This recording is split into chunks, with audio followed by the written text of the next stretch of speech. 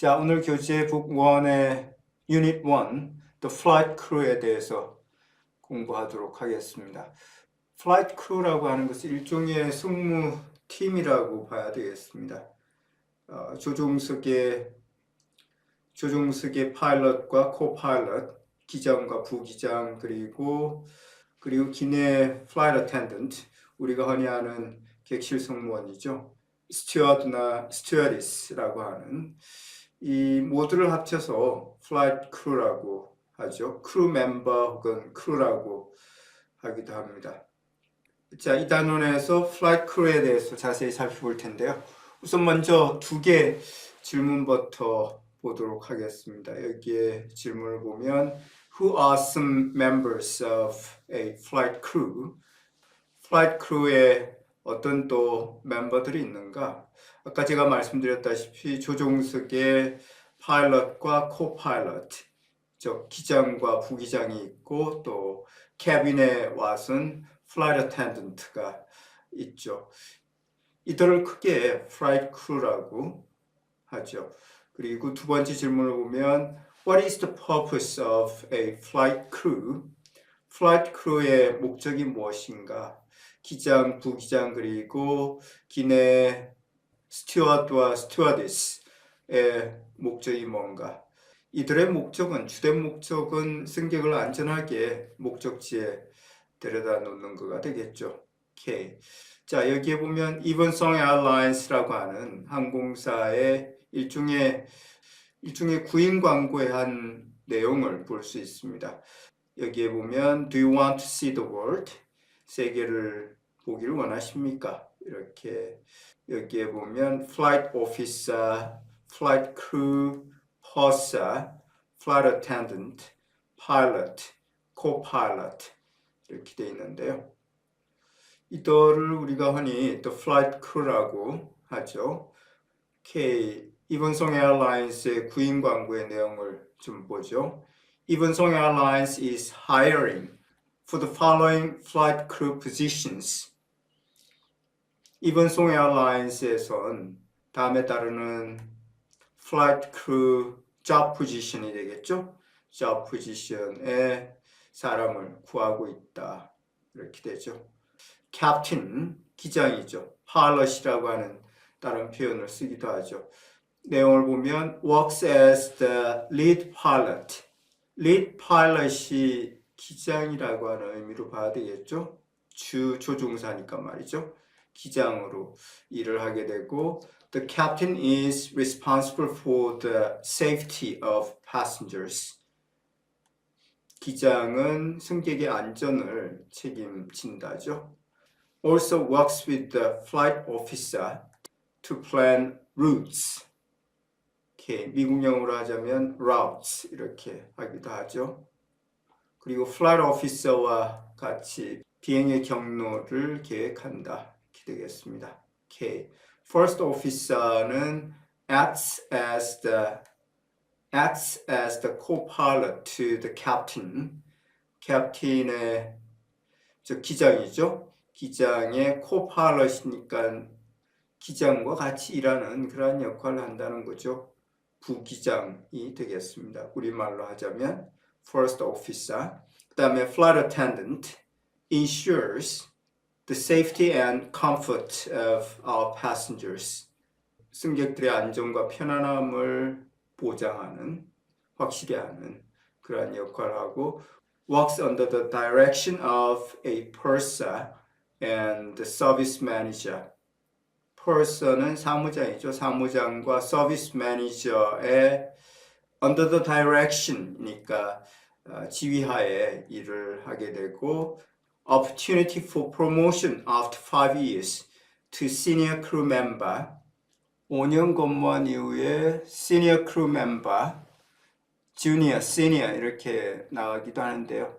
senior crew member로 promotion, 진급할 그런 기회가 주어진다. 이렇게 되죠. 그 다음에 chief purser, 사무장이라고 하는 것도 여러 단계가 있죠. assistant purser가 있고, purser가 있고, chief purser가 있고, senior purser가 있고, 이런 것처럼 말이죠.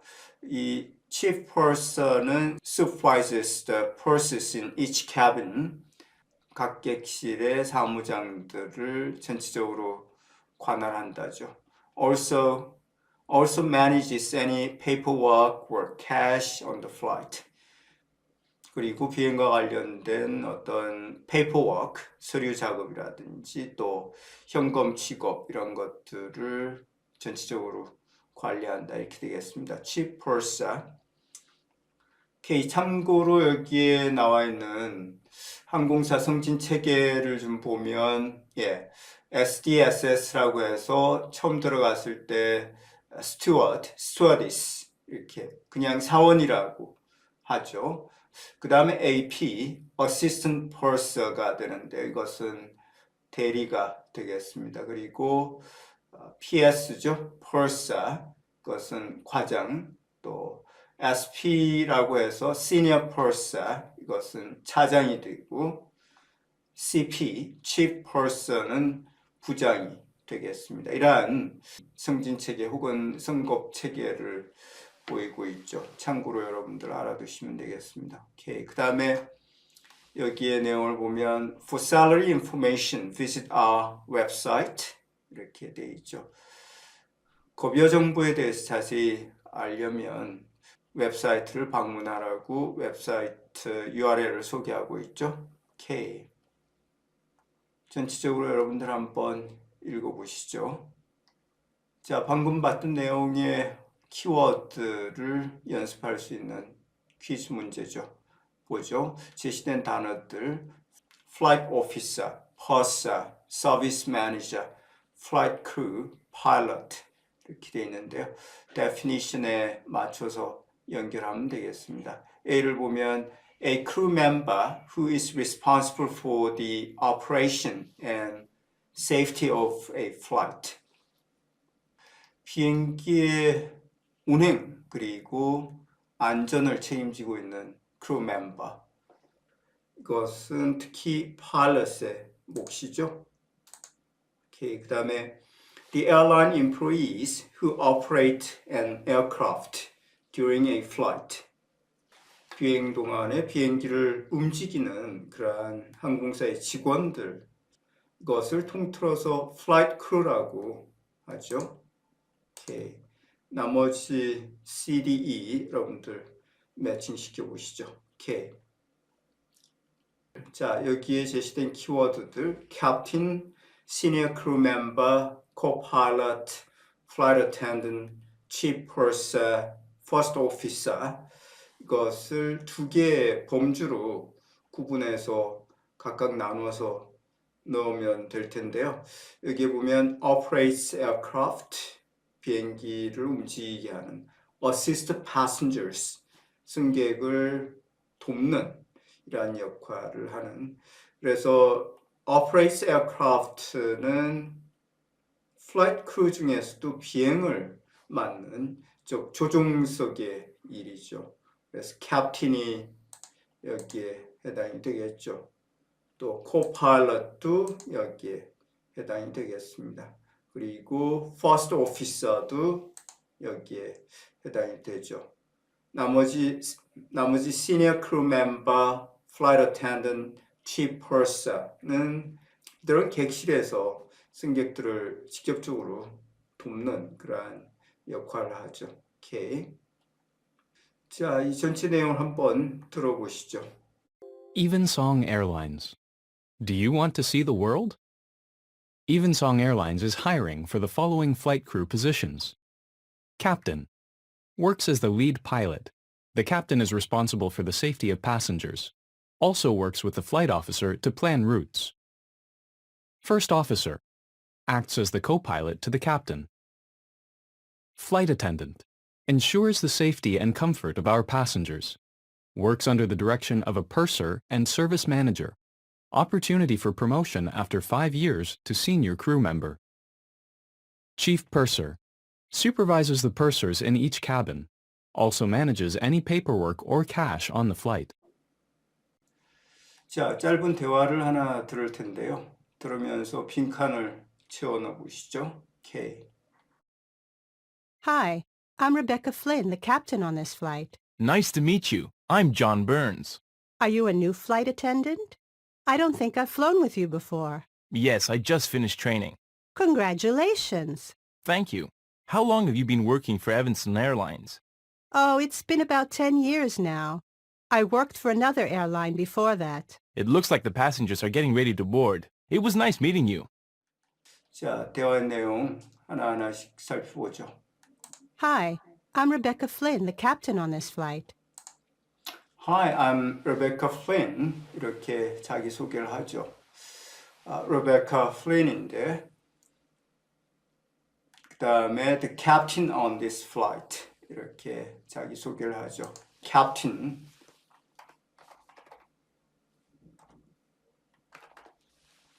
on this flight 이번 비행편의 기장입니다. 이렇게 했어요. 오케이. 그러니까 Nice to meet you. I'm John Burns. Nice to meet you. I'm John Burns. 이렇게 승무원이 자기소개를 하죠.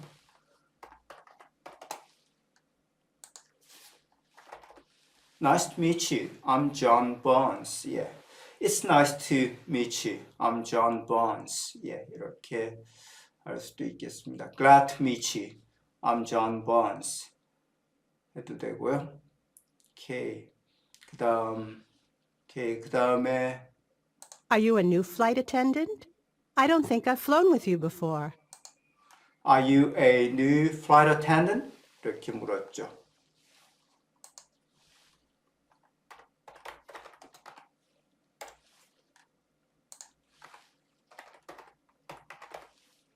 Are you a new flight attendant? 신규 직원인가요? 신입 직원인가요? 이렇게 물었습니다. I don't think I've flown with you before. 이전에 같이 비행한 적이 없는 것 같은데 이렇게 하죠. 오케이. Yes, I just finished training. Yes, I just finished training. 이렇게 했죠. I just finished training. 그러니까 막 그 트레이닝 코스를 마쳤다. 이렇게 되겠습니다. Congratulations. 축하한다고 얘기하죠. Congratulations. Thank you. How long have you been working for Evanston Airlines? Thank you. How long have you been working for Evanston Airlines? 이 항공사에 얼마나 오랫동안 근무를 하셨는지 이렇게 물었습니다. Oh, it's been about 10 years now. I worked for another airline before that. Oh, it's been about 15 years now. 이렇게 들렸죠?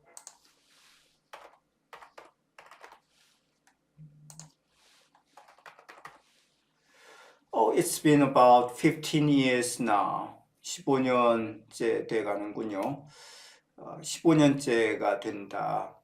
I worked for another airline before that. 이전에는 또 다른 항공사에서 근무를 했다고 얘기하죠. I started 15 years ago. 이렇게 할 수도 있죠. 오케이. It looks like the passengers are getting ready to board. It was nice meeting you. It looks like the passengers are getting ready to board. Passengers are getting ready to board. 탑승할 준비가 된 것 같군요. It was nice meeting you.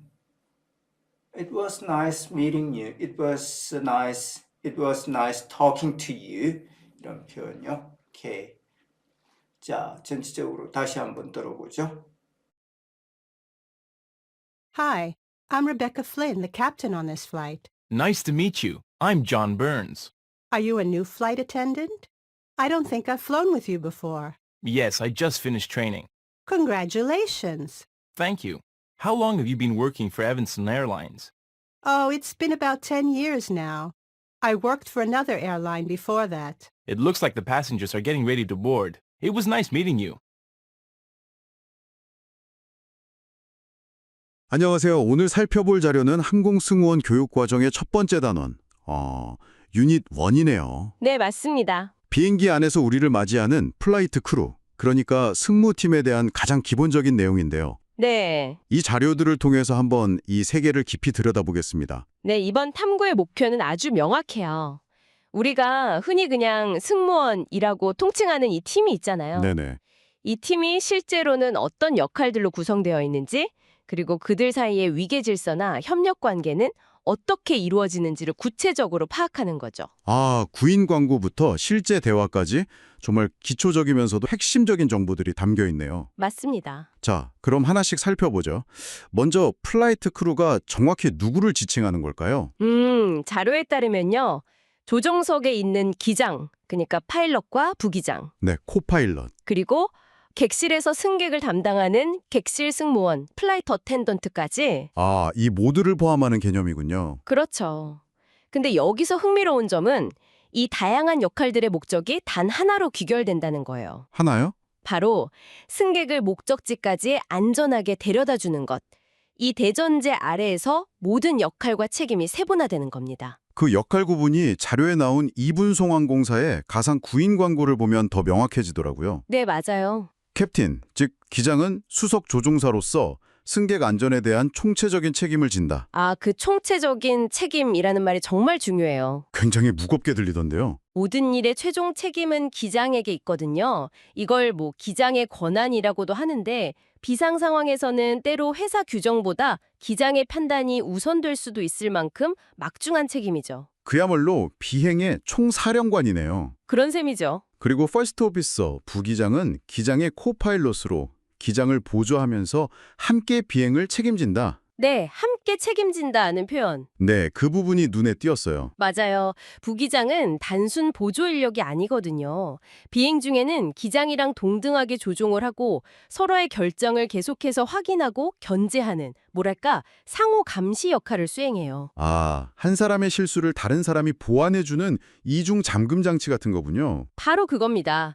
그래서 단순한 상하 관계라기보다는 책임의 무게가 다른 파트너 관계에 더 가깝다고 봐야죠. 그렇군요. 그럼 이제 객실로 넘어가 보죠. 우리가 가장 자주 만나는 플라이트 어텐던트, 객실 승무원. 네. 승객의 안전과 편안함을 보장하는 역할이라고 되어 있는데 이 두 단어의 순서가 굉장히 중요하게 느껴지는데요. 정확히 보셨어요. 많은 분들이 객실 승무원을 서비스직으로만 생각하시지만 법적으로 이들의 제1 임무는 단연코 안전입니다. 안전이요? 네, 이분들은 비상탈출을 지휘하는 훈련을 받은 안전요원인 거죠.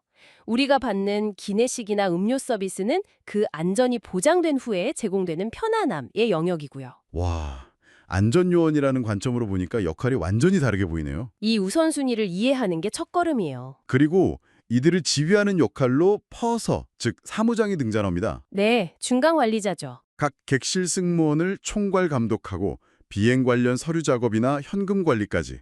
이건 약간 하늘 위를 나는 지점장 같은 느낌인데요. 거의 그렇죠. 사무장은 객실이라는 공간의 운영 책임자라고 보시면 돼요. 승무원들 업무를 조율하고 또 비정상적인 상황이 생기면 기장에게 보고하는 핵심 소통 창구 역할을 하거든요. 아, 조종석과 객실을 잇는 가장 중요한 다리군요. 맞습니다. 이렇게 명확한 지휘 체계가 있으니까 당연히 승진 체계도 있겠죠. 자료에 보니까 사원에서 시작해서 대리, 과장, 차장, 부장까지 쭉 이어지네요. 네, 그 승진 체계가 단순히 직급만 오르는 게 아니라는 점이 흥미로워요.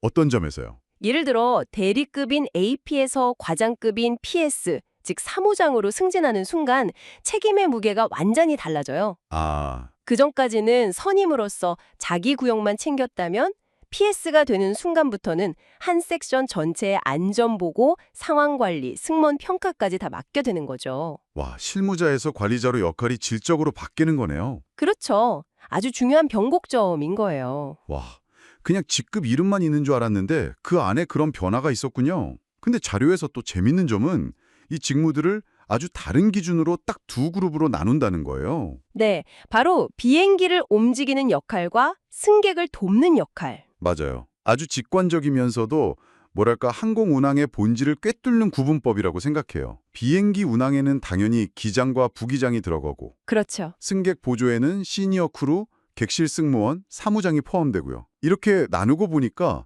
이 플라이트 크루라는 한 팀 안에 완전히 다른 두 개의 전문 분야가 공존하는 거네요. 맞아요. 그리고 그건 단순히 업무 차이를 넘어서 문화의 차이로까지 이어지거든요. 문화의 차이요? 네, 한쪽은 기계와 데이터, 절차를 중심으로 한 고도의 기술 집약적인 조종속 문화고요.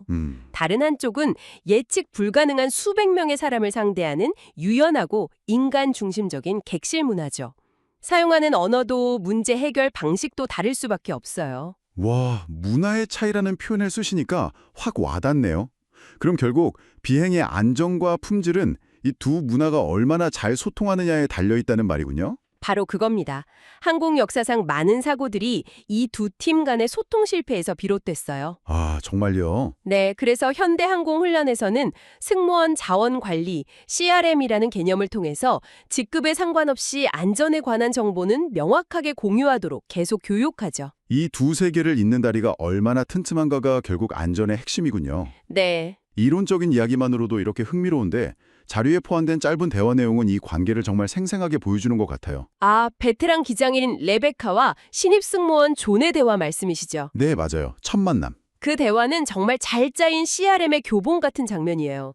가장 먼저 주목할 부분은 팀의 리더인 기장이 먼저 자신을 소개하며 대화를 시작한다는 점이죠. 이번 비행편의 기장 레베카입니다. 하고요. 그렇죠. 이건 위계 질서를 보여주면서도 동시에 소통의 문을 여는 아주 세련된 리더십의 표현이에요. 그리고는 전에 같이 비행한 적 없는 것 같네요. 라면서 자연스럽게 존이 신입이라는 걸 파악하고 말을 걸잖아요. 네. 존이 네, 막 훈련을 마쳤습니다. 라고 하니까 레베카가 바로 축하합니다. 라고 말해주는데 그 한마디. 그 축하한다는 한마디가 정말 중요해 보여요.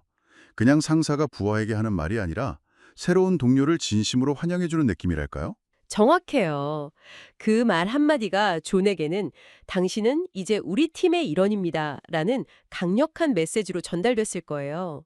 이런 심리적인 안정감을 초반에 형성해주는 게 굉장히 중요하거든요. 그래야 나중에 긴급 상황이 생겨도 주저하지 않고 기정에게 보고할 수 있겠군요. 그럼요. 권위적인 분위기였다면 절대 불가능했을 거예요. 대화 중간에 존이 기장에게 이 항공사에서 얼마나 일하셨어요? 라고 묻는 장면도 인상 깊었어요. 네. 어떻게 보면 좀 사적인 질문일 수도 있죠. 근데 레베카는 한 10년 정도 됐네요. 그전엔 다른 항공사에도 있었고요. 라고 아주 자연스럽게 답하잖아요. 이 대답이 또 정말 절묘하죠. 10년이라는 구체적인 숫자는 다른 승무원들에게는 이 비행은 베테랑이 책임지고 있으니 안심해도 된다는 신뢰를 주거든요. 동시에 나는 당신들이 믿고 따를 만한 리더라는 걸 권위적이지 않게 보여주는 효과도 있고요. 자신의 경험을 과시하는 게 아니라 팀의 안정감을 위해 공유하는 거죠. 그렇네요. 그리고 이 모든 우호적인 대화가 마무리되는 방식이 정말 프로다워요. 어떤 부분이요? 레베카가 승객들이 탑승할 준비가 된 것 같군요 라고 말하는 순간 모든 사적인 대화는 딱 끊기고 각자의 업무 모드로 전환되잖아요. 바로 그 전환이 핵심입니다. 인간적인 유대감도 중요하지만 그 모든 건 결국 비행 임무의 안전한 수행이라는 최우선 목표를 위한 거라는 걸 명확하게 보여주는 장면이죠. 친밀함과 전문성, 이 두 가지의 완벽한 균형을 보여주네요. 네, 정말 현실적인 대화예요. 오늘 이 유닛 1 자료를 쭉 훑어보니까 플라이트 크루는 단순히 각자의 일을 하는 사람들의 집합이 아니었네요. 그쵸? 안전이라는 절대적인 목표 아래 명확한 역할과 책임, 또 위계 질서와 수평적 문화의 조화, 그리고 신뢰 기반의 소통 체계까지 네, 하나의 정교한 유기체라고 볼 수 있습니다. 정말 하나의 유기체라는 말이 딱 맞는 것 같습니다. 네, 모든 것이 매뉴얼대로 흘러갈 때 이들의 팀워크는 마치 잘 짜인 교향곡처럼 완벽해 보이죠.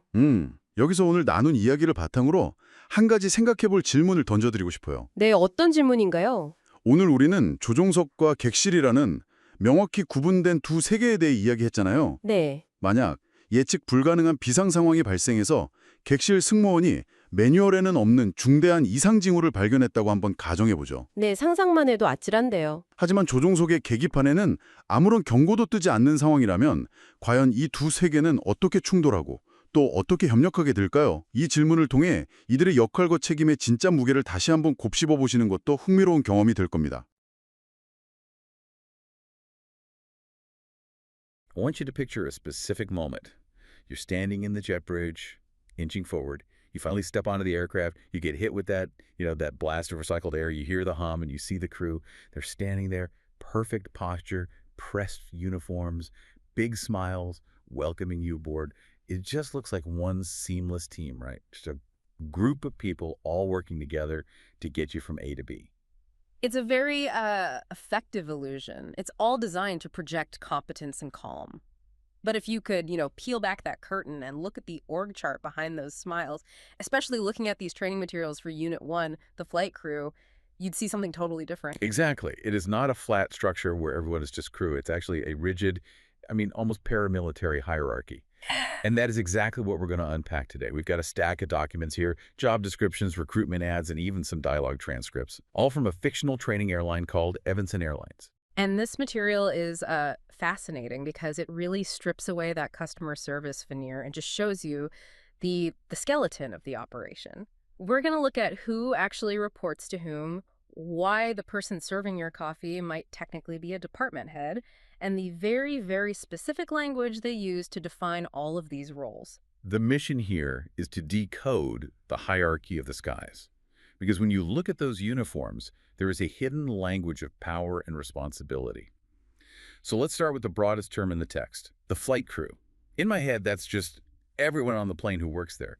But the Evanson documents make a pretty sharp distinction right away. They do. They basically bifurcate the plane into two separate kingdoms. You have the cockpit crew and you have the cabin crew. And while they're all in the same aluminum tube, the source material is very clear that they operate under completely different directives, different chains of command.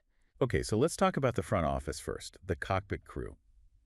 The text lists the pilot and co-pilot, but it leans really heavily on the formal titles, captain and first officer.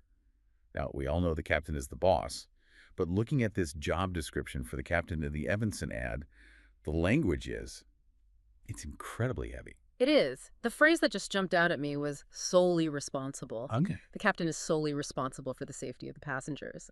That is a massive legal and psychological weight. It suggests that, yes, it's a team effort, but the liability, that isn't shared. If something goes wrong, the buck stops entirely in that left seat. Which puts the role of the first officer in a really interesting light. The ad describes them as someone who acts as co-pilot to the captain. It doesn't say flies the plane with the captain. It implies a very specific, subservience, or maybe a mentorship. That's a crucial nuance. In aviation, the first officer is fully qualified.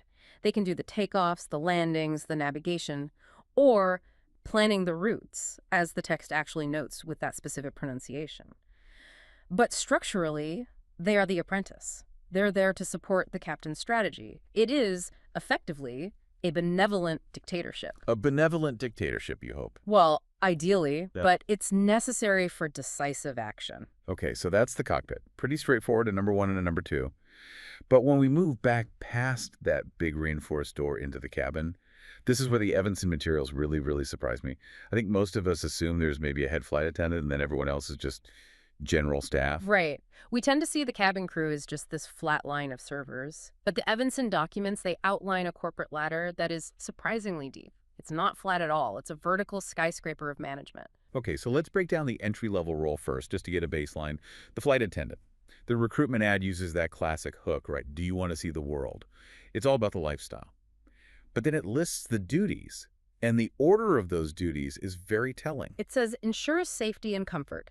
Safety is first. Comfort is second. The text is explicit about this priority. We, as passengers, we judge them on the comfort part. Was my drink cold? Were they polite? But their actual employment contract and the whole hierarchy they exist in is built entirely around that safety function. So when they tell you to put your seat upright, they aren't just being pedantic.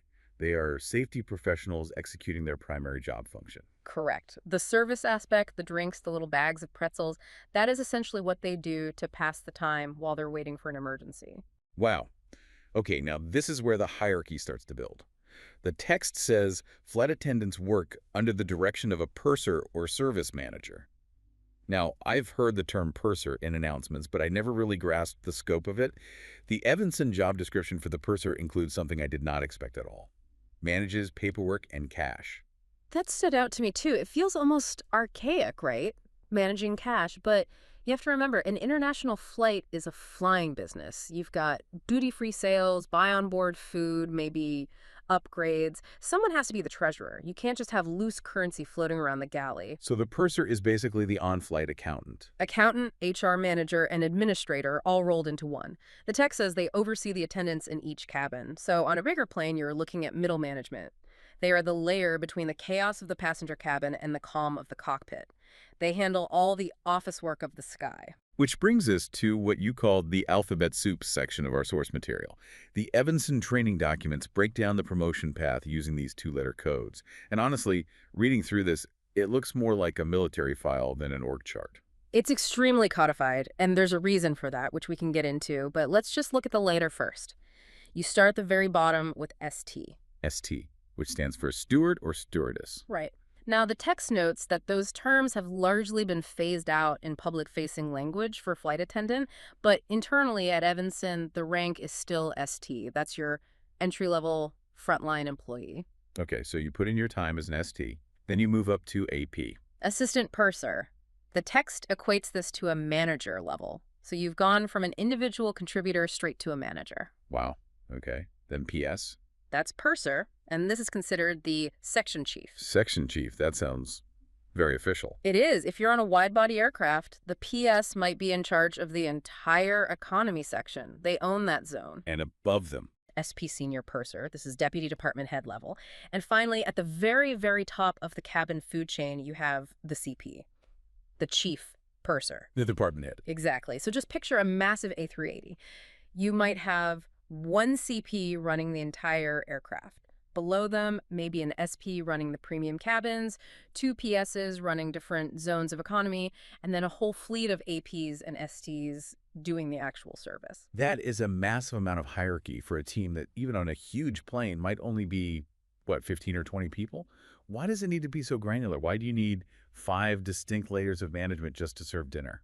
Because the hierarchy isn't designed for serving dinner. That is the key takeaway from Unit 1. You don't need a chief purser to pour a glass of wine. You need a chief purser to coordinate an evacuation of 400 people in 90 seconds. Ah, so it's about span of control during a crisis. Exactly. It's all about decision latency. In a normal office, if you have a problem, you can schedule a meeting, you can debate it.